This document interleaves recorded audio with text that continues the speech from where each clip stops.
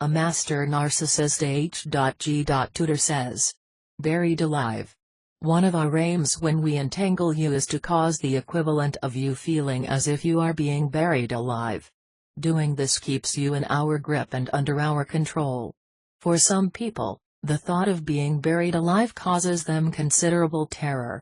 The concept of being bound and dropped into a prepared hole in the ground, lying against the cold, damp earth as the first shovelload of earth lands on you, dirt cascading over your face as you blink frantically trying to avoid it going in your eyes.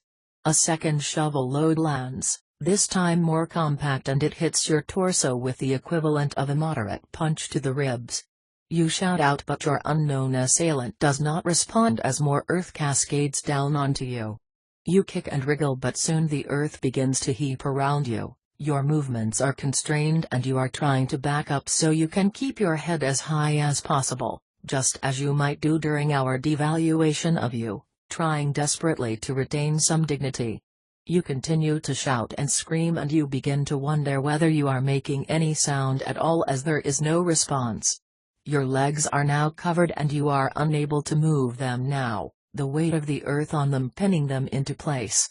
Someone else has now taken control of how much you can move, and they have deemed that there is to be no movement, at least from the waist down. Still, that steady and rhythmic motion can just about be heard above you as the dirt continues to fall, a steady curtain of earth which is creating your tomb.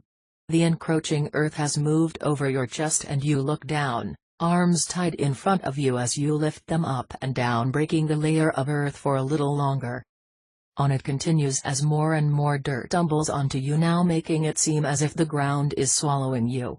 How many times had you wished that would happen when you were on the receiving end of one of our vicious tirades?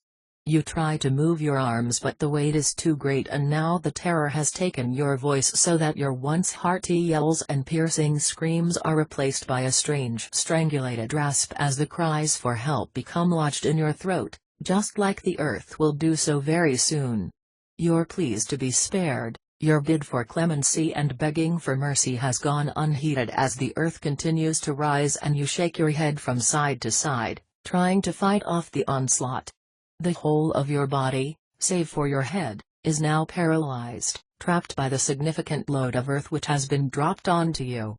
You can feel your lungs being squashed as your breathing becomes harder. You wish you were dead. A gunshot to the head, quick and instant. That would be better than this lingering, slow and crushing descent into suffocation. Sounds suddenly become muffled and you realize that the earth has now begun to cover your ears. You still twist your head, but the room for movement has become even more reduced. Your eyes are shut now, otherwise they would be filled with grit and crumbs of dirt. You spit and blow away the earth which lands across your mouth as just an oval of your face breaks the surface of the soil. Your terror and panic is at its zenith, and then there is a cessation in the onslaught. You cannot feel anything dropping onto you anymore. There is a spark of hope. Is this it? Have you been spared at the last moment? Have you perhaps been rescued, your tormentor now pinned to the ground by the timely arrival of law enforcement? Will it be only a matter of moments before the shovel tentatively digs around you to free you? You blink furiously and open your eyes, hoping to see the glare of a flashlight. Your vision sharpens into focus and you see the silhouette of somebody leaning over the edge of the pit, shovel in hand, peering down at you as if scrutinizing you for the last time. You cannot make out any of their features against the darkening sky behind them as they stand, and then the earth and rain begins again. You manage to muster a final scream of defiant protestation as the soil begins to gather over your face, covering your eyes, blocking your nose and sealing your mouth as 1,000 thoughts flash through your mind, mixing with the terror as you wonder how long you have left.